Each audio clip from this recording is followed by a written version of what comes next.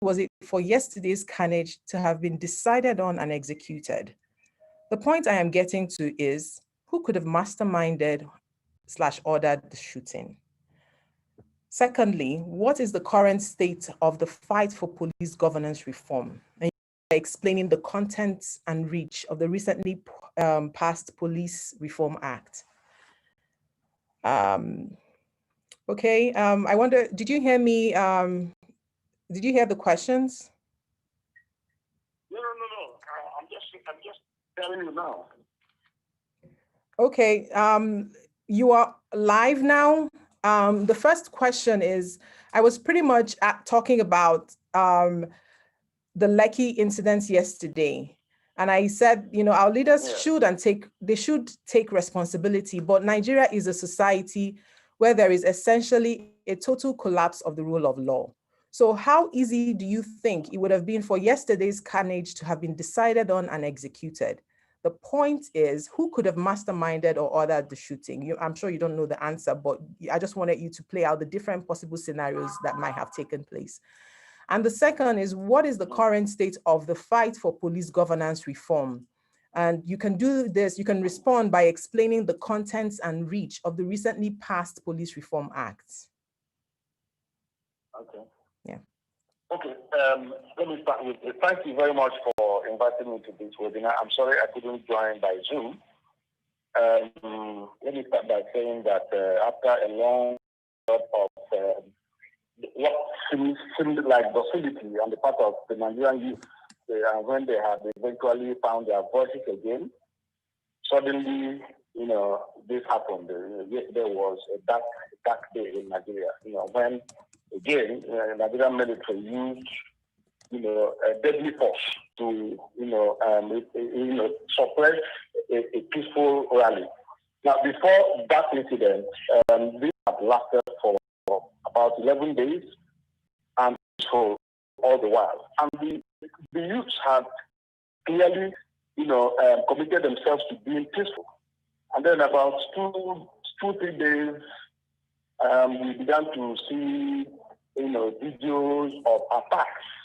And clearly, these were people hired to attack these peaceful protesters so as to derail this and make the protesters look like they have resorted to violence. And then this happened. In the first place, authority, the president is the commander-in-chief of the armed forces in Nigeria, and he is the only one that has the power under the constitution to deploy the military. And I'm sure you heard the governor of Lagos State say that this was beyond him. So apparently the president deployed the military without consulting the governor. Because, and for me, that is in bad faith. You saw the level of violence, how they used deadly force, opened used live bullets on people who were only carrying the Nigerian flag and singing national anthem. That was height of ruthlessness. So as far as we are concerned, we know where it's coming from, and unfortunately, as we speak, the president has not said anything. So clearly, the buck stops on his table, and Nigerians are not taking this lying low. We're calling on the international community to join forces with Nigerians to ensure that those who are behind this are brought to book. Then talking about, going to the second question, it's about the content of reform. Are you hearing me? Yes, we can hear you. Yes. So for the first time, since the enactment of the Nigerian Police Act, and I'm sure you know that the Nigerian Police Act, before the recent review, was enacted in 1943. It means that the law, that was governing the police until the recent review of the Act, was a colonial law that actually, predated the Universal Declaration of Human Rights. So efforts have been ongoing by civil society and other stakeholders in Nigeria to review this act. And for the first time, the House of Representatives and the Senate passed the law in June and July, respectively, and then shortly thereafter, they presented to the bill. accepted to the bill, making it a law. So we have a new Nigerian Police Act 2020, which repeals the old Colonial Act and provides a new legal framework for policing in a democratic society. The Act sets out its and objectives, including the provision of safety and security, protection of lives and property, protection of human rights, transparency and accountability, community collaboration, and partnership in crime detection, prevention, eradication.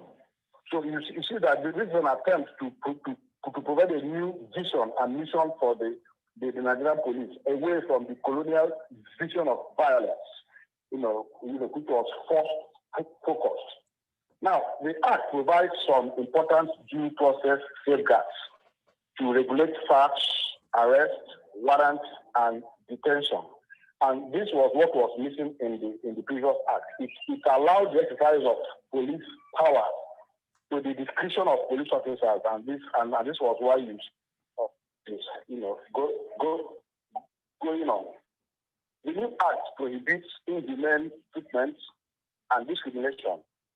It expands the duties of the Inspector General of Police, include, among other things, to facilitate for persons in police custody access to lawyers, and then codifies that a complaint response unit which receives public complaints against police officers. So the law, it codifies it. It is now part of the Police Act. So citizens can now send their complaints to this internal control, unit, this accountability unit, and hope to get responses to their complaints. The Act also provides a funding framework to ensure that police budgeting is bottom up and reflects the actual budgetary needs of the Nigerian police at all levels, as well as to ensure transparent and accountable management of police funds. Security of tenure for the IGP. Before now, there was no stipulated tenure for the Inspector General of Police, but now the Act stipulates a 4-year tenure for the Inspector General of Police and requires the Inspector General of Police annual policing plan that captures the policing objectives, priorities, costs, and outcomes for each year. The Act also seeks to promote professionalism by providing for training and retraining for police officers, prioritizing human rights and collaboration with experts in different fields, including psychology, forensics, and other relevant professional fields. The Act also provides for crime data management and monthly reporting by state commissioners of police and Inspector General of Police to state attorney general and the federal attorney general on the number of arrests made at the end of every month.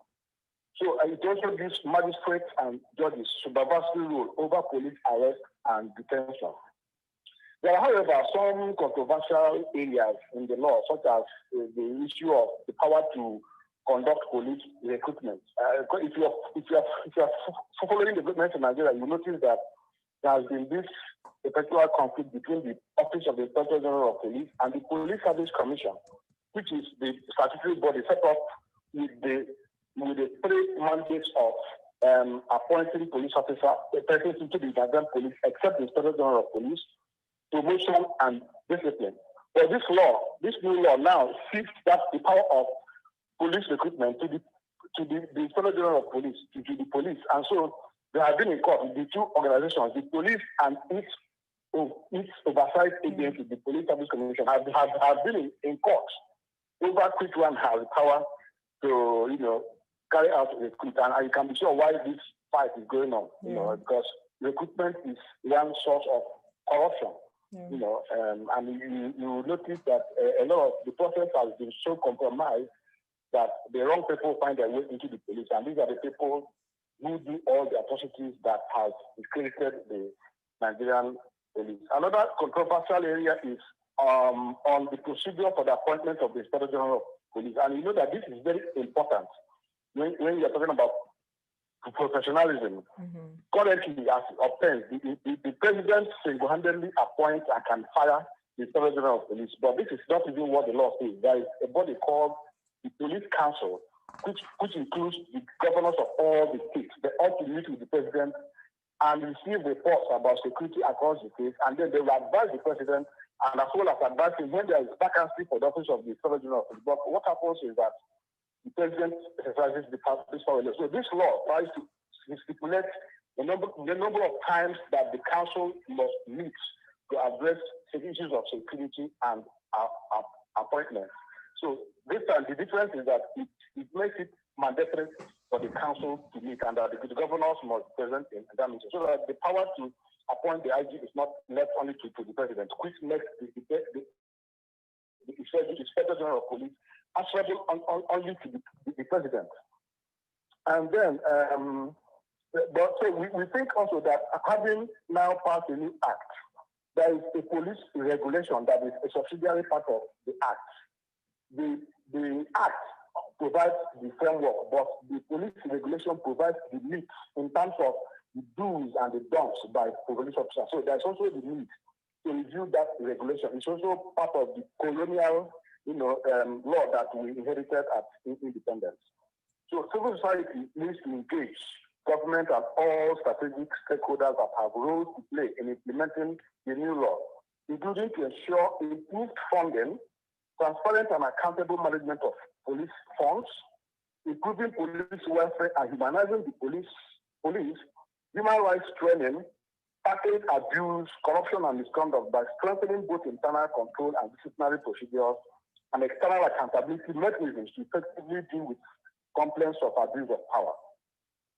We note that inadequate funding provides the excuse for police investigators to demand money from complainants and accused persons to investigate cases, creating room for corruption and violence. Because sometimes you find that people who fail to give bribes to the police often get abused, So it makes them prone to corruption and violence. There's need also to tackle corruption at the highest level to make change possible at the lower level. And I'm saying this especially with regard to the established system of returns, whereby junior officers are required to make monetary returns to superior officers to retain what they see as lucrative postings. This is why corruption is institutionalized in the Nigerian police. If we want to deal with issues of torture, which is the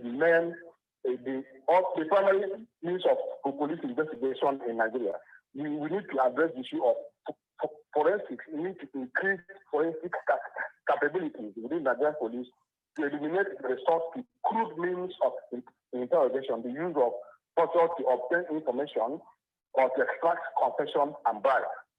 And finally, because I know that I have limited time, I said that police must uphold the rule of law in their operations, including compliance with court orders. There are so many court orders mandating directly the police to pay compensation to victims of human rights abuse. The police does not comply with this law. So let me stop here. Thank you very much. I'm still going to keep you on the line. If you don't mind, I would keep you on the line for the rest of the dialogue. Is that okay? Yeah, that's fine. I'm fine. Okay. Thank you. Okay, I'm really glad that we were able to resolve this somehow and have you participate and share this very insightful, share your insights into how what happened yesterday might have happened and the new contents and reach of the new Reform Act. Of course, the big question is around implementation. As we all know in Nigeria, it's not about the law, it's about who's going to implement it and how is it going to be implemented without being compromised and undermined. So thank you. We would have questions for you after all the panelists have spoken. I'll go to the next. I'll go to the next speaker. In the past few weeks, we are seeing a rise in protests all over the continent. To mention a few, in addition to Nigeria's End SARS, there's Congo's hashtag Congo is bleeding, Namibia's hashtag shut it all down, South Africa's hashtag is Am I Next? Cameroon's is hashtag Anglophone crisis. Liberia is, in addition, Liberia is rape national emergency. Ivory Coast and Ghana is hashtag child trafficking.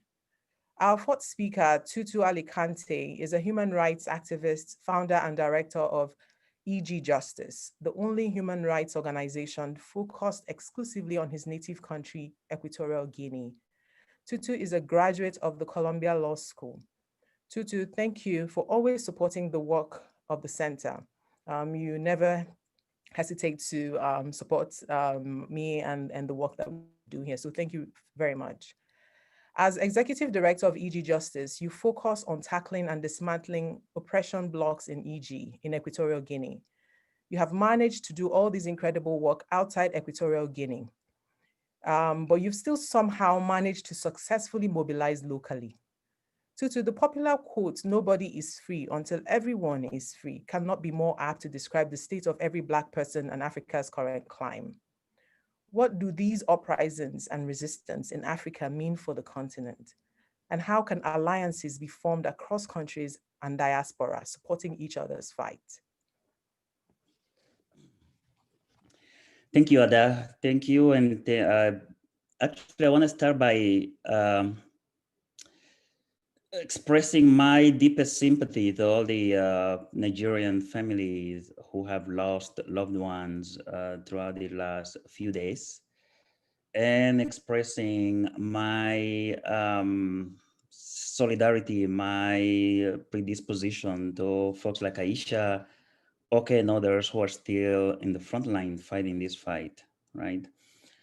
I think fundamentally, and you alluded to this earlier, Ada, there is a sense, not just in Nigeria, but throughout Africa, that there is a complete collapse of the rule of law. I think throughout Africa, many of us, many young people are beginning to realize that governance, basic governance, not even good governance, is non-existence.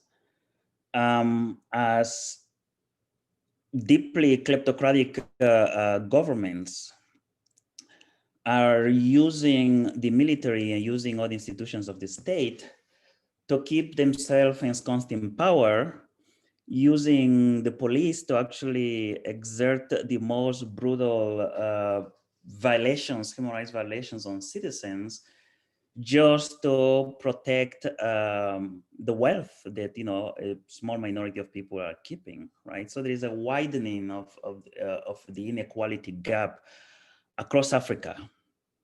Now, I think all of us here as panelists and most of us here as audience understand that Africa is a continent and we cannot overgeneralize.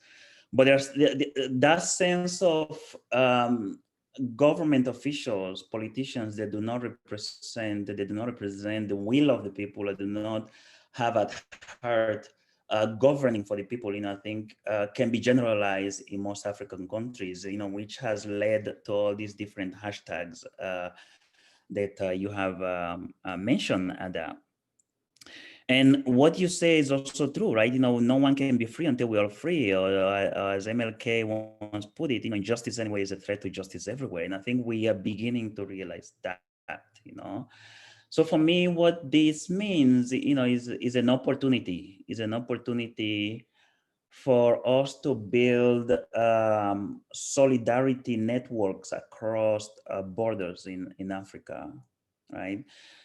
For us in Equatorial Guinea to support the fight that's going on in Cameroon, in Gabon, in Congo Brazza, and other places, and those in Nigeria to be fighting alongside with colleagues from Ghana and other places, because ultimately in Africa, fight is the same. We have seen the African Union, for instance, speak up against the police brutality in the US. Yet when people are killed in Kibera, Kenya, or in Johannesburg or somewhere else, we do not hear from those same politicians or representatives at the AU.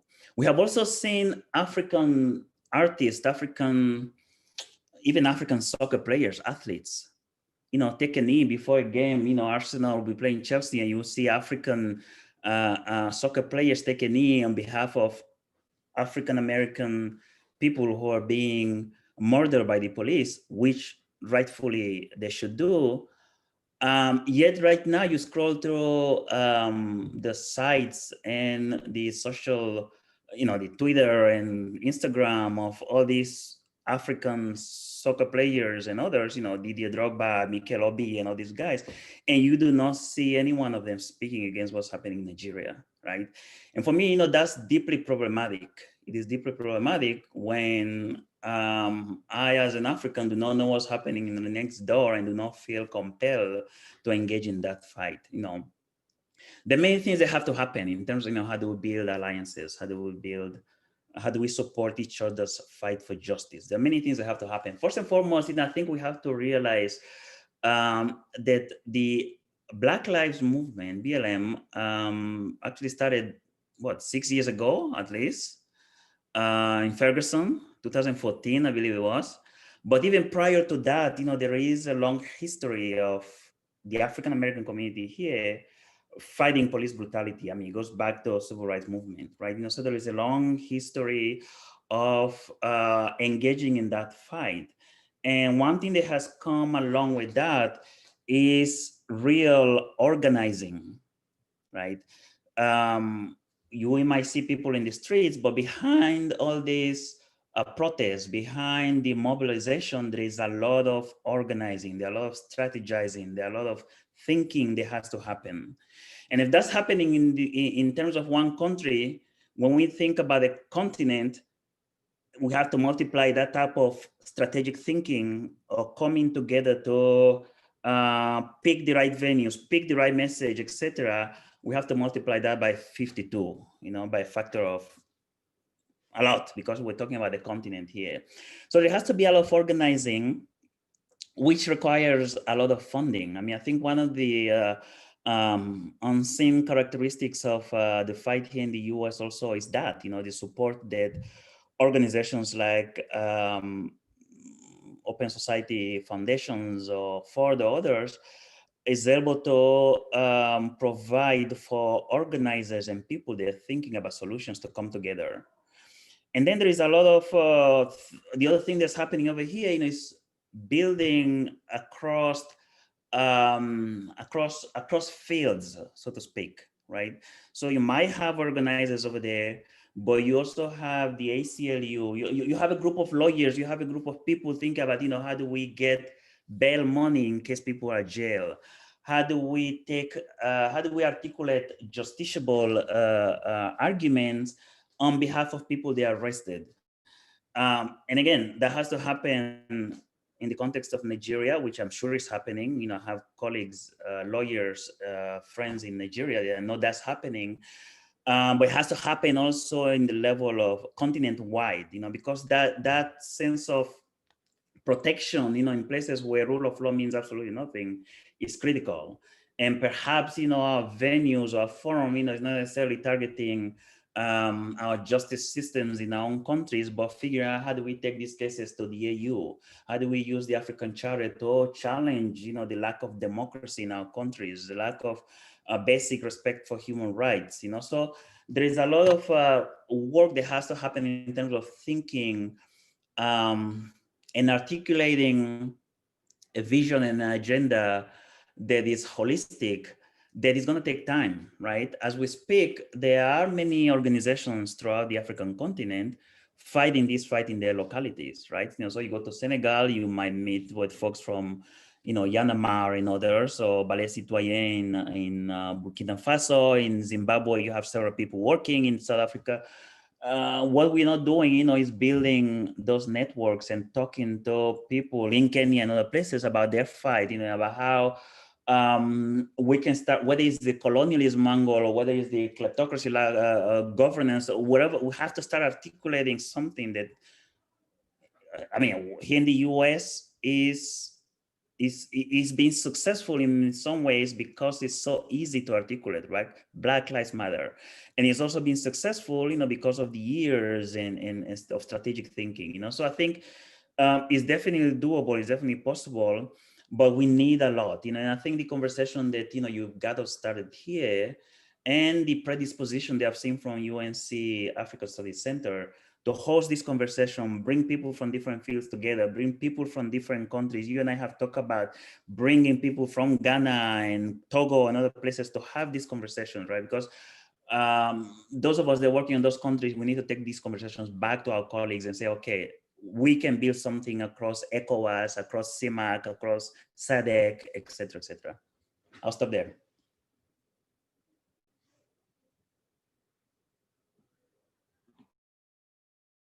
Thank you, Tutu.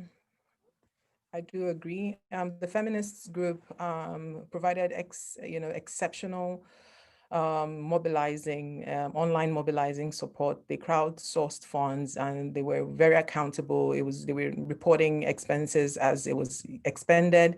They were bailing out protesters. The whole Nigerian society, not just the feminist group, but they provided coordination and resources, the funding. There was sending ambulances. Like last night, there was a video that I saw on Twitter, someone who had been shot and I think on his neck, and he was in a car, but they, just because of the curfew and the army being everywhere, they couldn't get help. So I also follow FK Abudu on Twitter, and I saw that she eventually replied and said, we got an ambulance to them, because the guys had tweeted and said, please help us. So somehow they mobilized and found and got help for these individuals who were stuck and bleeding and in pain.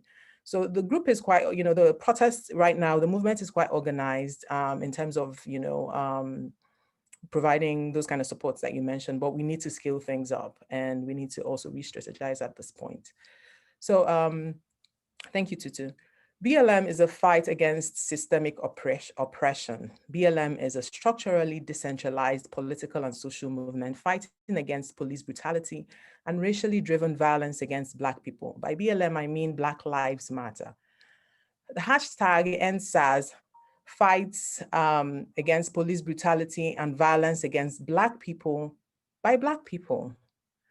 Our last speaker, Aisha Yesufu, is a Nigerian social political activist and co-convener of the Bring Back Our Girls movement, an advocacy group that brings attention to the abduction of over 200 girls from a secondary school in Chibok, Nigeria on 14th April 2014 by the terrorist group Boko Haram. Aisha has also been at the forefront of the #SARs movement. Most of the pictures that you see have her with her arms up, either that in her blue dress or kneeling down. That's Aisha. Aisha, Nobel laureate and Holocaust survivor Elie Wiesel said, and I quote, "There may be times when we are powerless to prevent injustice, but there must never be a time when we fail to protest." This morning, I listened to Governor Jide Sanwo-Olu. In his remark, he mentioned the lack of leadership by the movement as a challenge. I've also seen different positions for and against the movement not having some form of leadership. Historically, I also know that some nonviolent movements have been leaderless and successful. I know the Nigerian youth, as they should, have a cynical view of leadership based on our history of failed leadership and compromised leaders. However, we know that leadership is required to plan and resolve different strategies, different stages of any strategy and possible conflict, as is happening now. In a 2012 Reuters article, Robert Helvey, a US colonel, points out that while the Egyptian students brought down Hosni Mubarak, they didn't have a follow-up plan, which allowed the Muslim Brotherhood to step in and take control. They won a battle, they won an important battle, but they had their prize snatched from their hands. After what happened yesterday, how should this movement proceed? How do Nigerians stay unsilenced and resilient? In essence, what needs to happen next?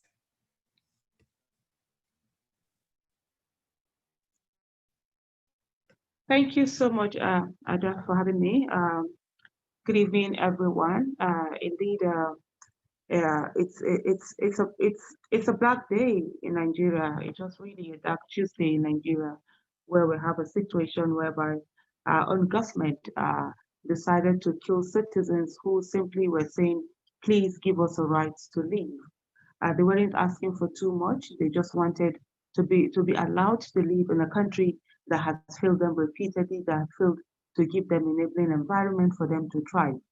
And they found niches, and they worked hard, and they thrived in all of that without complaining, just doing their thing. And yet we have police coming after them. Just sitting down here, when you mentioned the issue of the Chibok girls that were taken away on the 14th of April 2014, 276 of them were taken away. 57 of them escaped immediately. And it was after 2 years before the first Chibok girl was found, Amina Ali Keki. And to date, we have 107 Chibok girls back, and 112 of them are still in captivity. But you see the irony of it, the way I look at it, it's 140414. And here we have 2010-20, another atrocity happening in our country, this time perpetrated not by the terrorists, but by the government. Over the time we have heard since the SARs movement started and the protest started, the government has continuously said that there's no leadership, so because of that, they don't know who to talk to or whom to address or who to negotiate with. But the thing is that, like you said earlier on, there's so much coordination, there's so much cohesion. The NSAS movement has provided more leadership than the Nigerian government. The Nigerian government, unfortunately, is the one that has shown lack of leadership. They haven't been anywhere. Nobody is taking responsibility for anything. There has been silence.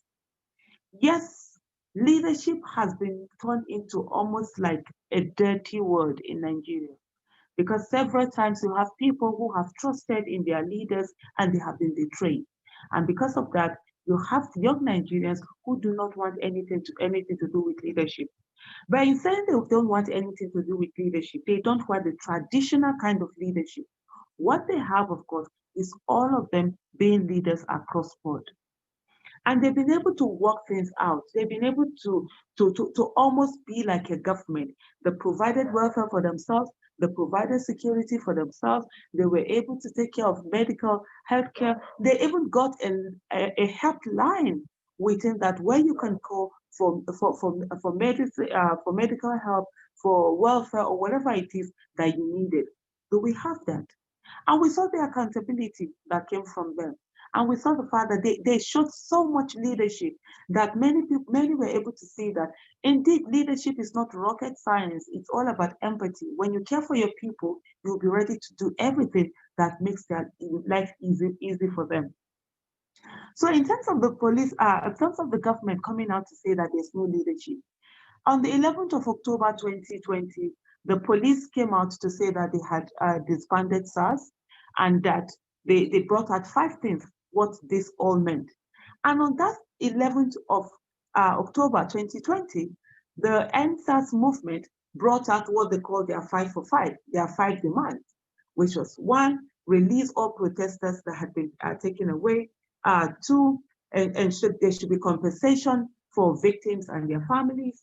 3, there should be psychological evaluation of the police, of the SARS officers before they are deployed to other units, because the IG of police had mentioned that they were going to be deployed to other units.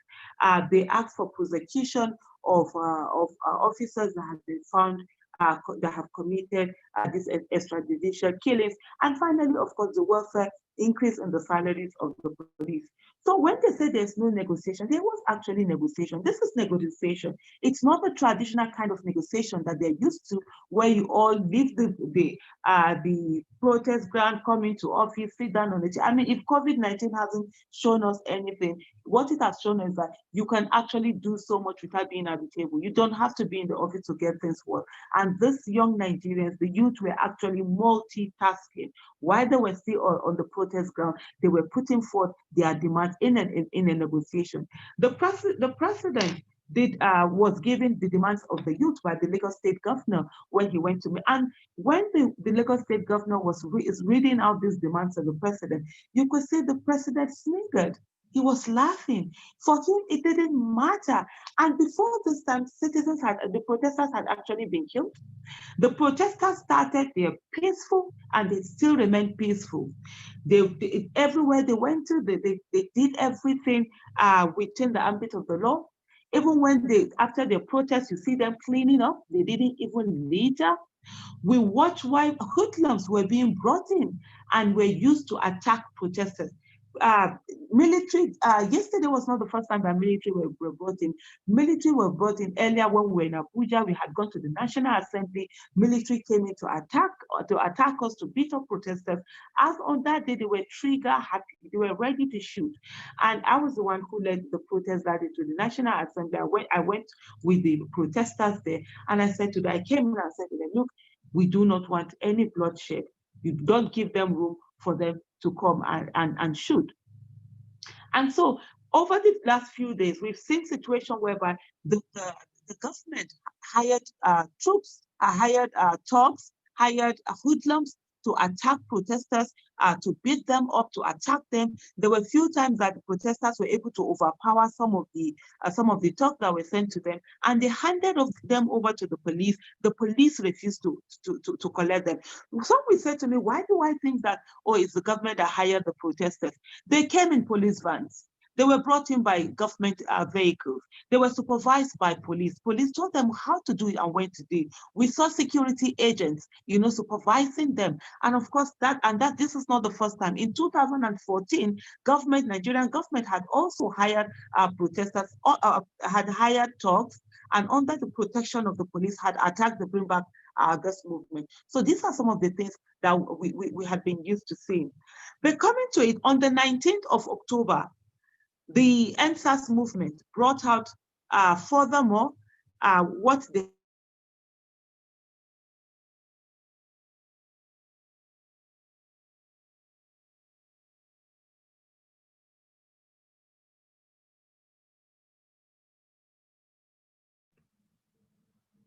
I think Aisha is hanging.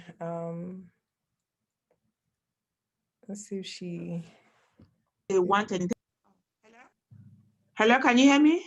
Yeah, we lost you for a bit, but you're back.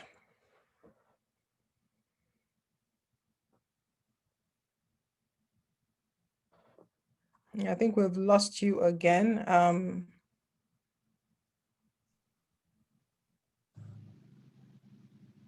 Aisha, can you hear me? Hello, can you? Yeah, I can hear you now. Fortunately, I'm using my phone and I don't know, so many calls are coming in and stopping that. I'm sorry about that. And so by the 19th of October, they brought out this thing to say, okay, this is the way the government is supposed to implement it. The government that we're saying that has leadership is the one that is actually not doing anything. The group who keep saying that they don't have leadership are the ones who are actually bringing forth what to do. And they brought out this thing. Also amongst that, they said protesters that have been arrested, they need to be released.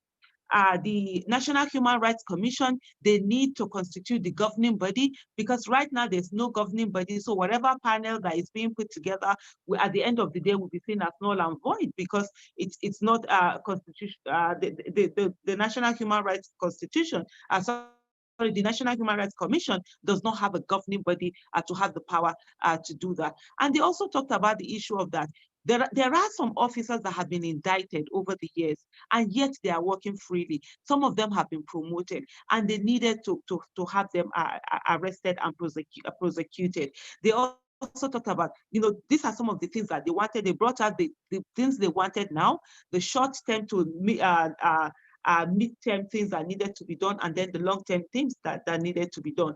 And that was on the 19th. And we saw on the 20th what happened. The massacre that happened, where first of all, they took out the lights, and the Lagos State government is complicit in this. There's no how that they're going to take themselves out. They took out the security cameras, they put off the lights that normally are not put off. And at the end of the day, people were killed, people were shot. Let's not forget that this is not the first time that the Nigerian military has done this. They did it with the Shiite group in December 2015. Over 300 Shiite members were massacred. They were killed by the Nigerian military. They were buried. We have seen situations where IPOB IPOB that are agitating for Biafra have also been killed in this manner. So Nigerian government has continuously murdered its citizens, and the whole world had looked away. Our citizens had looked away, and we have for the first time a situation whereby the youth of Nigeria are coming out to say, no, it is no longer business as usual. They're not going to look away. Their docility is over. They're owning their voices and they're speaking, and they did it in such a way that inspired every Nigerian, but yet we have the government coming out to fight them the way they have always fought any other agitation that they have gotten over the generation. But before I go, one of the things that I need us to understand is that this protest, this SARs protest, it's not just like any other protest that we have seen that is protest of empathy. This is a protest of survivor. Most of the people, they are victims. A lot of families have been victimized. A lot of families, anywhere you go, there's one story or the other about SARs brutality, and it's unbelievable. And there has been this culture of silence because people know that if they speak out, they come after you, they come after the family, they take the person out. And it's been so unfortunate what people have had to go through. And what the protesters are saying right now is the fact that if they leave the street now, if they go away, the police are going to come after them with more brutality. And we've seen like a video that had been circulating where some police had young people who had their arms in the air, were walking, and they were saying, oh, you want to SARs, God punish your father, what you want to do. These are people who repeatedly say to Nigerians, we will waste you, we will kill you, nothing will happen, the president will not do anything. And on the 20th of October 2020, we have indeed seen why the police are so brazen to tell us that they're going to kill us and the president will not do anything, because indeed citizens that came out to protest to the president to say this is what is happening to them, they are being killed under the cover of darkness. They came out into the light to say to the president, stop them from killing us. And what did they get? They were killed by the same government, by the president sending the men in, and the military can only be deployed by the president. And it has happened, and it's almost 24 hours now, about 24 hours now. It's over 24 hours since that. There is not a single word from the president and commander-in-chief of the Federal Republic of Nigeria, Muhammadu Buhari, neither from his second in command, Professor Yemi Osibanjo. There's a massacre in Nigeria, there's a genocide in Nigeria, and the world must not look the other way. They must insist that the right thing is done. They must find justice from the family, and both of them, the leaders of Nigeria, must be stopped from further killing citizens of Nigeria. Thank you so much. Aisha, thank you. Thank you for sharing. Thank you also for being here. We spoke yesterday and I know how heavy it was for you. So I do, this is the fight, that's why you're here. Despite how you're feeling, you're showing up and creating and speaking and contributing and letting your voice, this lone, loud voice be heard. And we have to keep up the struggle. The point you make is very critical. And I hope, which I doubt, that the leadership of the country understands that this is a protest of survival. So there's a difference.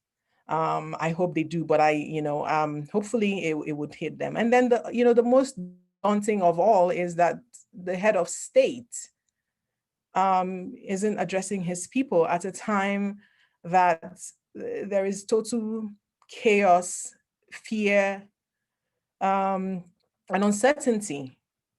If as a parent, if your light goes off at home and your kids, are screaming in different places, you run to them and reassure them, oh, it's okay, mommy's here or daddy's here. But we have a leader who has gone silent at the time that his children, quote unquote, need him. And I don't have the words I want to use, I can't use because I'm the associate director of the African Studies Center. So I don't want to put my department in trouble. We're going to the Q&A. We've received, it's been very active. The Q&A box has been, very active. There's a question directed to Christian, and Christian, I think it's more a clarity question. So Carla, I think it's Carla. Actually, no, it's not Carla. It's Christiana Ashibogo. She says, it's a comment in reference to policing in Britain. She says, there is still brutality and overzealous policing here against Black people. So-called community policing in Britain is non-existent. Can you just quickly redress, her concerns, please? Yes, I mean, the philosophy of policing is community policing. It is something that was deeply ingrained in the policing structures and so on. So in that sense, it's something that is there. Now, does that mean there's not going to be incidences? I think obviously not. We've seen also demonstrations in Britain that kind of took part after the BLM movement started in the United States. Also, there were demonstrations in Britain. So clearly, there are certain feelings in certain communities of discrimination. And in fact, one of my PhD students is also looking at and investigating that sort of thing. And it is something that we need to watch out for. And obviously, we can never have a situation where we can say this does not exist, because just as you're getting complacent to think that you are getting better, you're always finding that things are not going as well as you wish they would. Thank you, Christian. I think the next question can be taken by, maybe Tutu wants to respond. Tutu, Girish Daswani says, can we talk about the complete absence of response from African leaders, especially Nigerian President Buhari and ECOWAS President, also Ghana's President, Nana Akufo-Addo? President Akufo-Addo was quick to tweet and publicly decry the death of George Floyd, but has said nothing about what's going on next door in Nigeria. Yeah, and I was trying to be brief earlier, and alluded to this. I think there is a deafening silence from African leaders, from people I would consider great African voices, right? We're not hearing anything, and that is extremely troubling. I think this, again, it calls for those of us working with African institutions, whether it's ECOWAS, for those working on regional work there, or the African Union, African Commission, to be pushing our commissioners, to be pushing these policymakers, at the AU in Addis Ababa and other regional policymakers. These are the time when you need leadership at the continent-wide level. This because the issues that we're seeing now in Nigeria, again, are prevalent everywhere. Police brutality has increased in most African countries since February. As governments have used the COVID or coronavirus pandemic to become a lot more brutal. If prior to COVID, our police was synonymous with arbitrary arrest and torture and impunity, that has only increased in the last few months, right? Yet, there are no great voices from the AU, there are no voices from the regional systems, and I think those of us running human rights organizations should be thinking about, the African Commission is about to meet again. What should we be taking to these commissioners, and how do we amplify whatever message civil society NGOs take to Banjul next month? How do we amplify that beyond Banjul? How do we make sure that this becomes a conversation that is had continent-wide? I think one of the great things with Black Lives Matter, is that yes, there were problems in the US, but you had people in the streets, in Australia, in all over the world, basically, all over the world, in Japan, all over the world.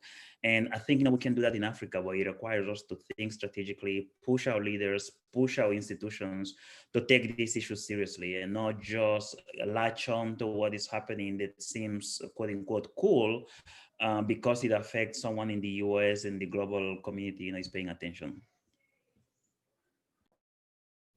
Hello, Ada.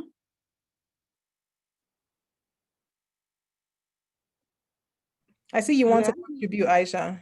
Yes, please. I want to do that. About 4 hours ago, the Ghanaian president did a tweet and he talked about, let me just read it out. He said, I join all well-meaning persons in calling for calm and the use of dialogue in resolving the SARs impasse in Nigeria. I've spoken with President Buhari, who is committed to this end and has begun the processes that will lead to reform. Violence, be it on the part of the police or protesters, cannot be the solution. To the families who have lost their loved ones, I express my sincere condolences and I wish the injured a speedy recovery. That's about 4 hours ago that he tweeted that.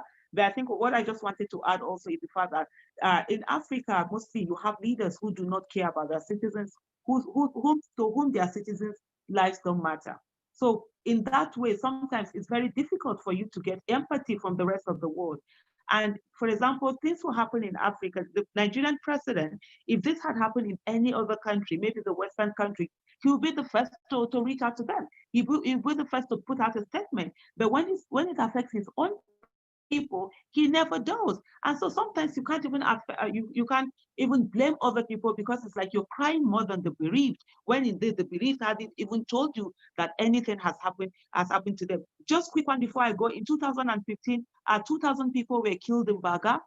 The Nigerian president did not say a word.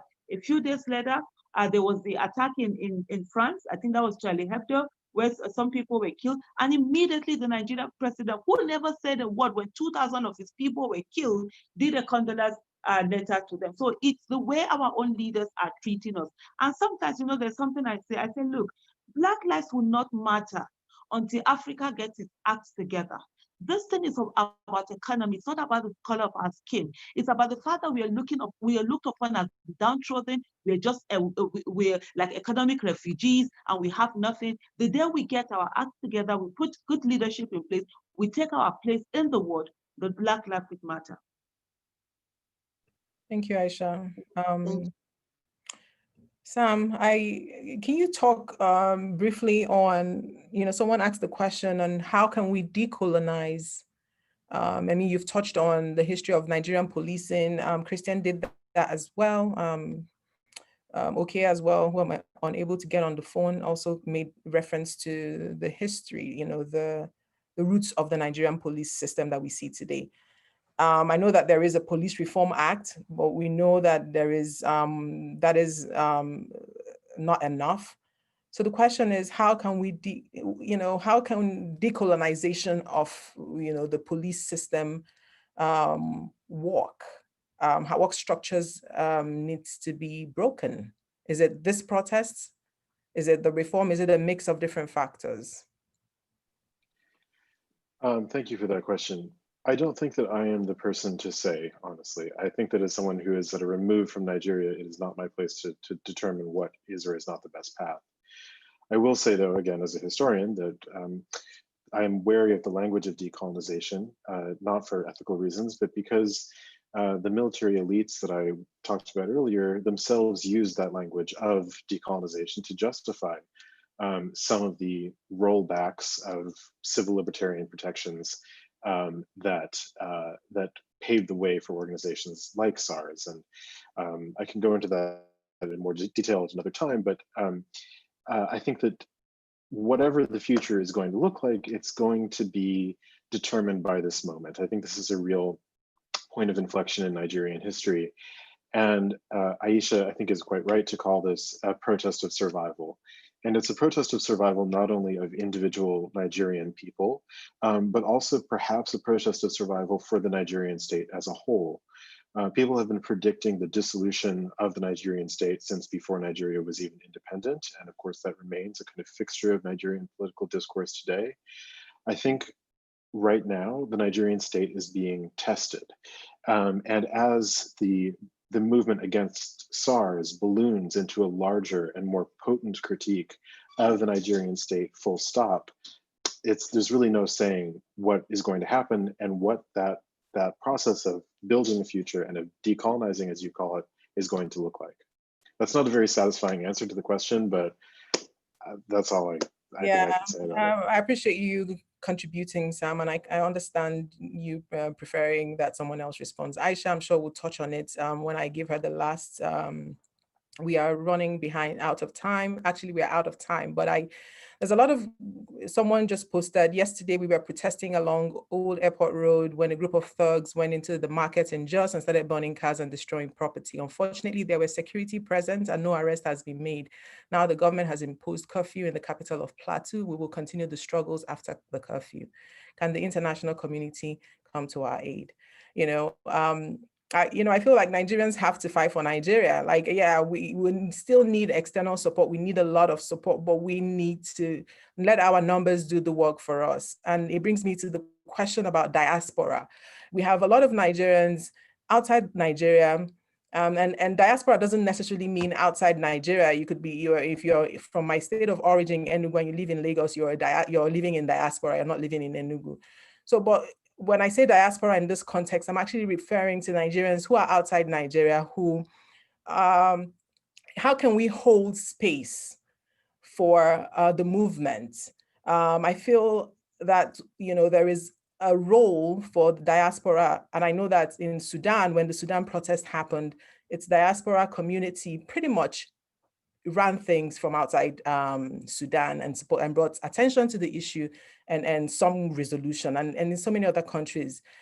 So I think it's a question that Aisha can respond, Tutu can respond, and if Christian or Sam would like to add, please contribute. And the last question was, what is the way forward?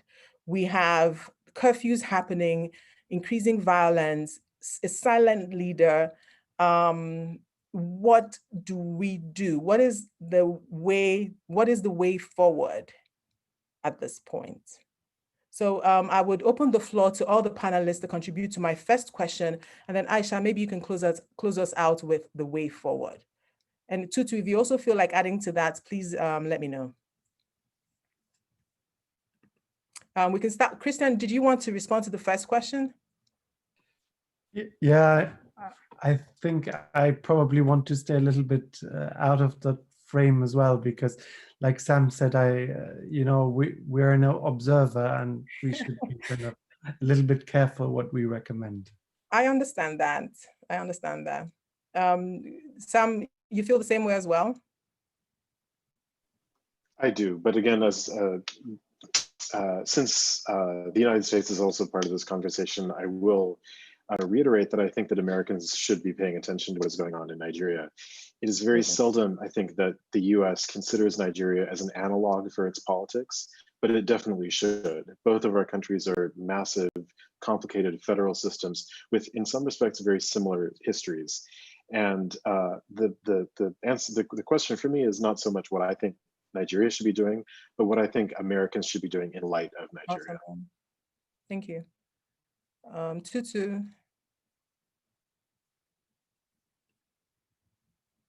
You're muted, Tutu. Hi, Zoom. Thank you. I was just gonna say, I think we have to be honest with ourselves.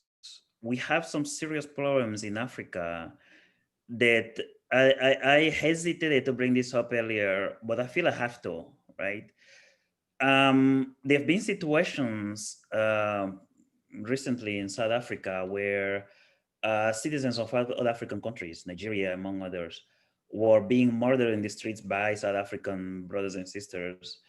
And there was a deafening silence. Mm-hmm. There are situations every single day in Equatorial Guinea where the police and citizens are brutalizing other Africans, and with silence. We have a serious problem of who we are as Africans that, unless we deal with, Black lives, as I should say, will not matter, and we have to find the context to talk about those, right? And it has to be a cross-country conversation, right? And it has to be us with people from other African countries and thinking and learning and building solidarity networks. We need that we need that desperately. I'll take the part about, what's the way forward. I think the way forward, and a couple of days ago when you asked me to be on this panel, I mentioned some of that to you, right? I think a way forward here is broadening the spectrum of people that that need to be part of these conversations, right? We should have more African women, more young African people at the forefront of this fight in Africa, in neighboring countries to Nigeria, but as far away as in Zimbabwe and Tunisia and other places, right? Kenya and other places. We need to broaden those conversations and bring those people together. And we should be talking to funders and other people that can help bring those people together and figuring out how do we dismantle some of these systems that we have in Africa. They're holding all of us Africans completely dispossessed among other things of our own humanity. All right. Elections have come to mean absolutely nothing in most of Africa. That is a problem, and as part of my work right now, most of my work is in anti-corruption, anti-kleptocracy, but part of my work in the region that I work with in Central Africa is ensuring that, elections begin to mean something. So when election come up next year in Congo, Brazzaville, we are there to ensure that, Sassou Nguesso does not get away with stealing elections as it normally happens, because we really need leaders in Africa that are going to put the well-being of the citizens ahead of their own, staying in power forever. Their own longevity in power becomes their primary goal, and that has to change. We need new leadership in Africa. We need young people of African descent, young people of Africa in the diaspora, to come back to our countries and say, look, let's build from the ground up. Let's organize in our neighborhoods. Let's have representatives in our villages that represents the well-being of the people, that represent the will of the people, and build from there. I think this is the only way. In the Central African region where we do not trust any of the people in power to change what is happening over there. It has to come from us young people saying, we have agency in this process, and we are going to change this regime. We are going to get rid of these corrupt kleptocrats, and we are going to institute systems, a judiciary system that cares about the rule of law, legislative systems. They're actually going to enact laws that benefit the people. So there is a lot of work to do, but it has to be done by us Africans coming together. Thank you, Tutu. Aisha, please respond to the two questions and close us out. Thank you so much. I think the diaspora, they have a lot of role to play, and good enough, they have been doing quite a number of that with the NSAS movement. You see all over the world, Nigerians, coming out to make demands and just, being there. But I think most importantly, beyond the demands that they make, is that there's a need for Nigerians in diaspora. I'm talking about specifically about Nigeria now, for Nigerians in diaspora to be able to vote. They contribute to the GDP of the economy in billions of dollars, and it is unfair that they are not part of the politics of the nation. They are being sidelined, because what we have with the Nigerians in diaspora is that, first of all, there are in millions, and they can change what happens in terms of election. They cannot be intimidated like it's done with the ones that are back home, and they cannot be bought. We have a situation whereby poverty has been weaponized in Nigeria, illiteracy has been weaponized in Nigeria, and so at least to a very good extent that they would be above that. And also they are known, their register will be known, their identity is known. It's not where we don't even know the number of people we have in Nigeria. Sometimes we don't even know whether the electoral register is actually accurate, or whether they are just bogus names there. So, and they will be able to, so they have a power of influence that they can use over their relatives, their friends, with people within that their circle of influence that they can use in ensuring that we have the right people in leadership. So having said that, the way forward for Nigeria, of course, is the fact that it's for people to understand, and which is what has happened right now, that in governance there are two sides: the demand side of governance and the supply side of governance. People who are voted for, they're the ones to supply governance, and then people who vote for them are the ones to demand for governance. And everyone has to occupy their office of the citizen, which is exactly what is happening right now. Why there is this protest, peaceful protest, to make demands. There has to be a need of government understanding that their power, their legitimacy comes from the people, their power comes from the people, and they must listen to the people. And that whatever they do, there must be that empathy. The social contract between government and the people needs to be worked upon. In doing that, we need to get into office people who have competence, character, and capacity. So for us to be able to move forward beyond, it's not just on the issue of SARs, but beyond getting beyond just SARs, getting good governance, having accountability, having transparency. We need to fix politics. We need to have empowered electorate. We need to have those who understand what it is, what power they have, the relationship between governance and their lives. We need to get the right kind of people into office, because that's one of the reasons why you see people are so suspicious of our leadership role, that nobody wants to have a leader, because we have the ones who have over the time not been there for the people, just focused on themselves. And then also the electoral system that we have, has to be worked upon to ensure that we're able to get the right kind of people into office. I mean, in everything that we see, leadership is everything. And like Tutu did say, we need to get to a place where we have the youth coming into leadership position, women being allowed to be in leadership position. It's not the one we have people who are perpetuating themselves in leadership role, who have no business there, who are ready to kill, who are ready to maim, who are ready to use talks, and they use talks all the time to take away, to ensure that people are frightened from going out to vote. You find out that in Nigeria, most times when there's voting, less than 50% of the registered voters come out to vote, because a lot of people are afraid, because they're afraid of being killed or going to the ballot boxes, because talks are always being used. And now we have a situation whereby talks are also being used. On the part of the protesters, I would say stay strong. It is like they say, we move. We have to keep moving. We have to keep standing there. We can't back out now.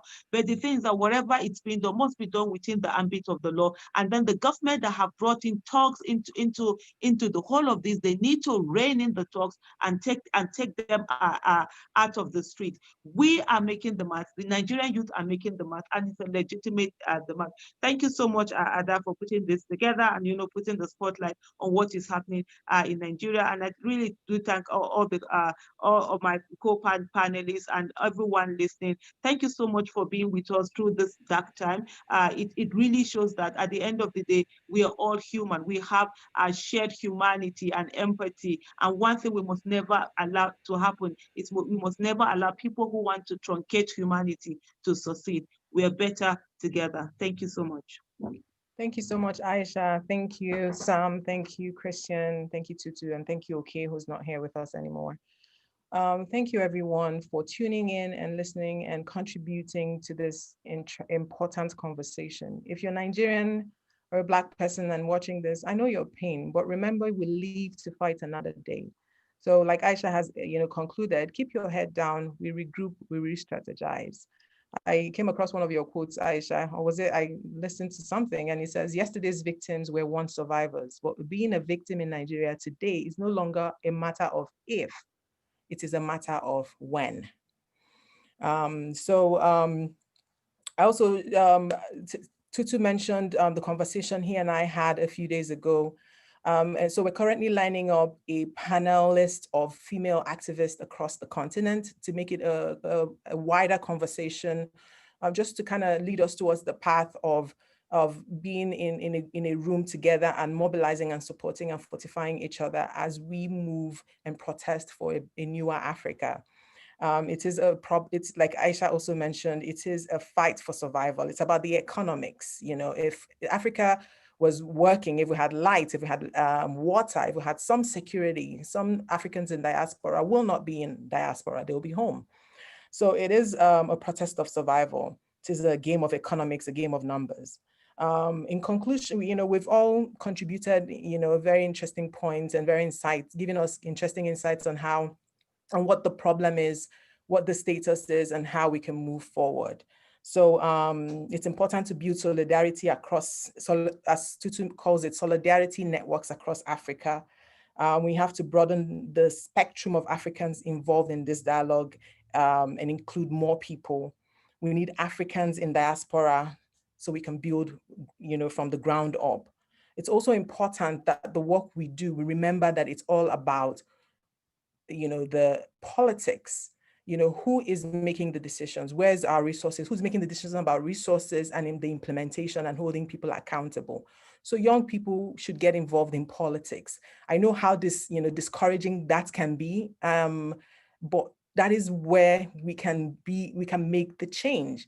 So if young people all over Nigeria and all over Africa go in and get their voters card, register and become part of a political party or a new political party. I wouldn't want to be a member of either party, but a new political party, despite the challenges and the difficulties that might look, the gloom of the possibility of that party being successful in the election. I think that is how this movement can make tangible changes. So start thinking about getting involved in politics and questioning your representatives. Get involved in electoral work. Take on a leadership position. And as Aisha said, we move.